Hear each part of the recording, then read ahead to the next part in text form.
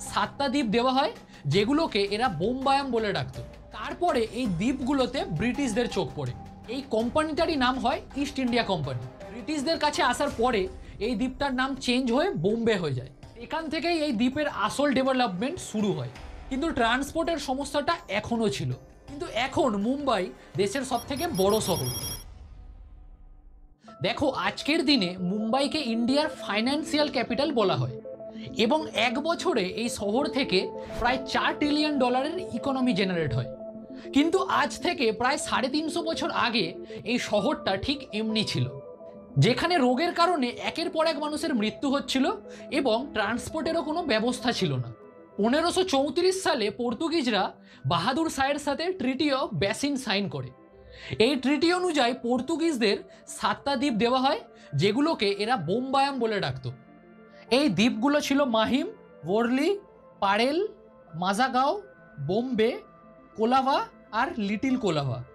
তো পর্তুগিজরা এই দ্বীপগুলো পেয়েছিল ঠিকই, কিন্তু এখান থেকে তাদের খুব একটা ইনকাম হচ্ছিল না।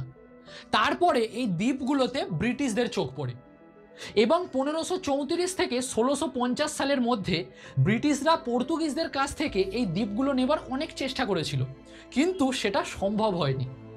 ভিডিওতে এগোনোর আগে আমি তোমাদেরকে ব্রিটিশ আর ইস্ট ইন্ডিয়া কোম্পানি এই দুটো জিনিসের মধ্যে পার্থক্যটা বুঝিয়ে দিই। দেখো, এখানে ব্রিটিশ মানে ইউনাইটেড কিংডম আর ব্রিটেনের সরকারকে বোঝাচ্ছে এবং সেই ব্রিটিশ সরকারের মানুষরা শেয়ারে একটা কোম্পানি তৈরি করেছিল। এই কোম্পানিটারই নাম হয় ইস্ট ইন্ডিয়া কোম্পানি। তো তোমরা এটা মাথায় রেখো যে ভিডিওতে ইস্ট ইন্ডিয়া কোম্পানি আর ব্রিটিশ এই দুটো জিনিস পুরোপুরি আলাদা এবং আমি এখানে ইস্ট ইন্ডিয়া কোম্পানির উল্লেখটা কেন করলাম সেটা তোমরা ভিডিওতে পরে বুঝে যাবে। তো অনেকবার চেষ্টা করার পরেও ব্রিটিশরা এই 7টা দ্বীপে কোনোভাবেই ঢুকতে পারছিল না। তারপরে 1662 সালে ব্রিটেনের রাজা চার্লস দ্য সেকেন্ড পর্তুগালের রাজার মেয়ের সাথে বিয়ে করে এবং চার্লস বিয়েতে খুব চালাকি করে একটা শর্ত রাখে যে পর্তুগিজদের তাকে এই 7টা আইল্যান্ড দিতে হবে। আমি তোমাদের আগেই বলেছি যে পর্তুগিজরা এই দ্বীপটাকে বোম্বায়াম বলে ডাকতো। তো ব্রিটিশদের কাছে আসার পরে এই দ্বীপটার নাম চেঞ্জ হয়ে বোম্বে হয়ে যায়। দেখো, ব্রিটিশরা যখন এখানে এসে ট্রেডিং শুরু করে তখন তাদের অনেক সমস্যায় পড়তে হয়, কারণ এই দ্বীপে একের পর এক ভয়ঙ্কর রোগ ছড়াচ্ছিল, যার কারণে ব্রিটিশরা এখানে একেবারেই থাকতে পারছিল না। আর একটা কারণ হলো এখানের একটা দ্বীপ থেকে অন্য দ্বীপে যাতায়াতের কোনো সুবিধাই ছিল না। তো এত সমস্যার কারণে ব্রিটিশরা ভাবে যে এই দ্বীপে আর না থেকে এটাকে অন্য কাউকে রেন্টে দিয়ে দেওয়া যাক, যার কারণে তারা ইস্ট ইন্ডিয়া কোম্পানির কাছে এই দ্বীপটাকে 10 পাউন্ড পার ইয়ারে রেন্টে দিয়ে দেয়। সেখান থেকেই এই দ্বীপের আসল ডেভেলপমেন্ট শুরু হয়। তো ইস্ট ইন্ডিয়া কোম্পানির মেন অফিস ছিল গুজরাটের সুরাটে, কিন্তু সেখানে মারাঠা আর মুঘলদের যুদ্ধের কারণে ইস্ট ইন্ডিয়া কোম্পানিকে বাধ্য হয়ে তাদের অফিস সুরাট থেকে বোম্বেতে আনতে হয়।